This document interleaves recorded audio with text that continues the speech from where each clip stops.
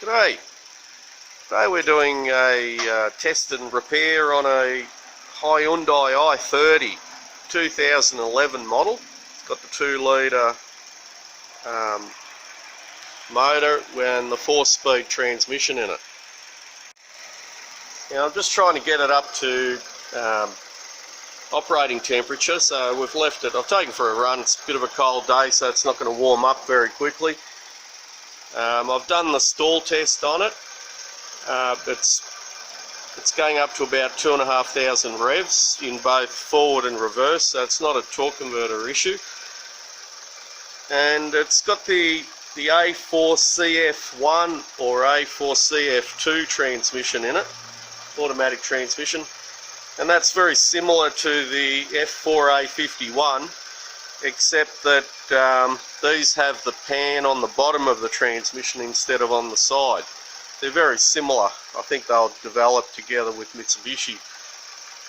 So the oil level's just a little bit on the low side of the hot mark, so I don't think that's creating the issue. And the issue being that it's flaring between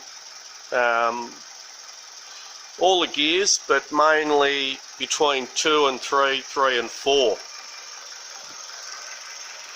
So I'm also just going to check the battery to make sure that it's charged up properly and that it's got enough oomph in it, because what can happen, modern day transmissions, because they don't want to blow up computers, the alternators are just basically there to maintain voltage instead of to actually charge the battery. So you've got to have a really good battery in your vehicle, or the computers won't operate properly. And we're also going to put a scanner on it, see if we've got any fault codes. But it's definitely flaring between the gears. It isn't doing it as bad every time, but it is flaring.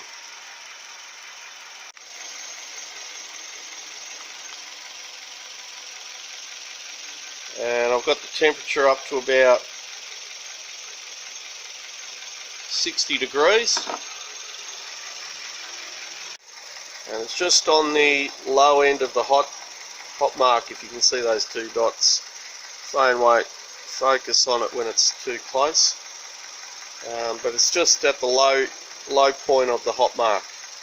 And you can see how much the oil will expand from when it's cold to when it's hot, so it is important to test it at the proper temperatures or operating temperatures before you go ahead and do any other checks. And we've just topped it up with the Tritec full synthetic multi-trans, which will handle the i30 compatible fluids. There we go, it's just on the top mark there now at 60 degrees, so it's splashing on one side. Or it could be that the filler tube's just a bit oily from when I topped it up. We put about 1/4 litre in, so it's not too bad. And the OBD plug on these is just over here, right next to the bonnet lever. But it's also important to get a good connection there. Just support the top of the plug as you're pushing it in. It's only on a very flimsy sort of bracket, so good idea to just support it when you're putting it in. And there's no codes on the generic test. Now we're doing the vehicle specific scan on it now, just trying to get the VIN number.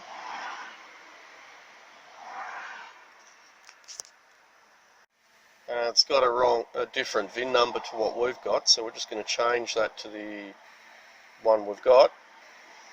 Okay, we've punched in our yes.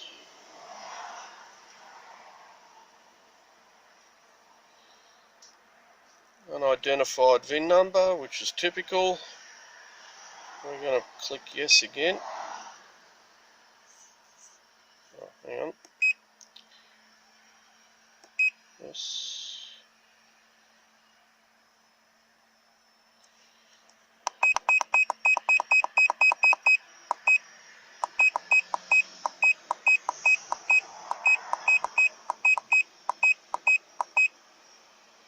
and it hasn't got the I30s.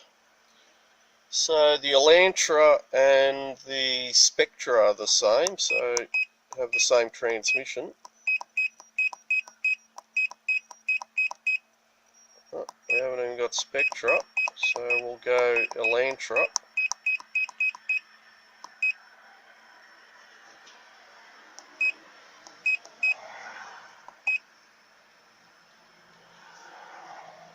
So 2006, 2007 Elantra had the same transmission.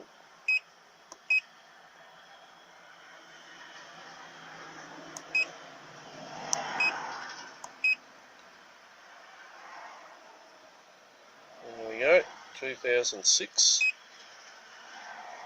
And we've got a 2-litre. And auto scan.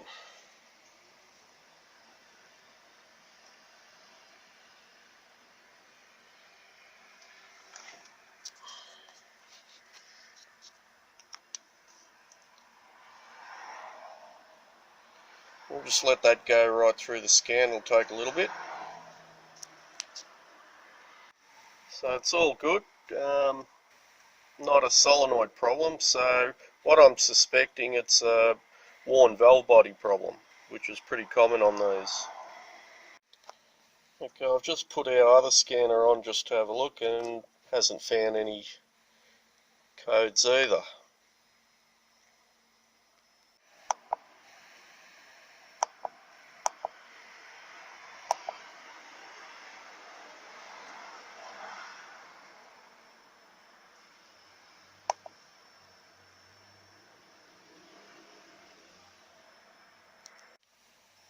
Okay, I've put in the VIN number. Finish.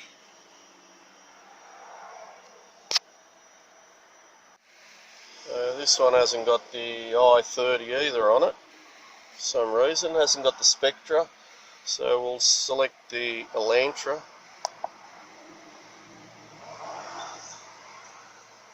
(2006) 2-litre.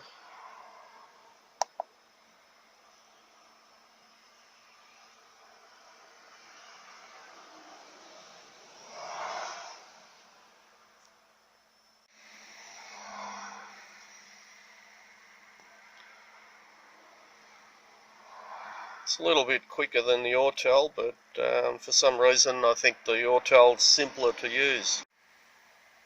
And we're not getting any codes on this one either. So basically, if you can't find the same vehicle on your scanner, on these, the Elantra's 06, 07 had the same transmission. The Spectras from 06 to 09 had the same transmission. The I20s from 2008 on, and the I30s from 2007 on. So this is a 2011 model. So I'm just going to check the battery now. I'm doing all the checks without actually removing anything. The customer just wants to try and find what the fault is and to get a quote on what the repair would be. But all in all, even from the beginning, I'm suspecting that the valve body's worn, or the valves are probably worn in it. You can get kits to fix specific valves from Sonax, or you can just buy a whole new valve body, which can be quite expensive, that has all the upgrades already done to it. It is cheaper probably to buy the upgraded valve body than to buy the separate kits yourself and do it, especially if you're not doing these sort of jobs all the time.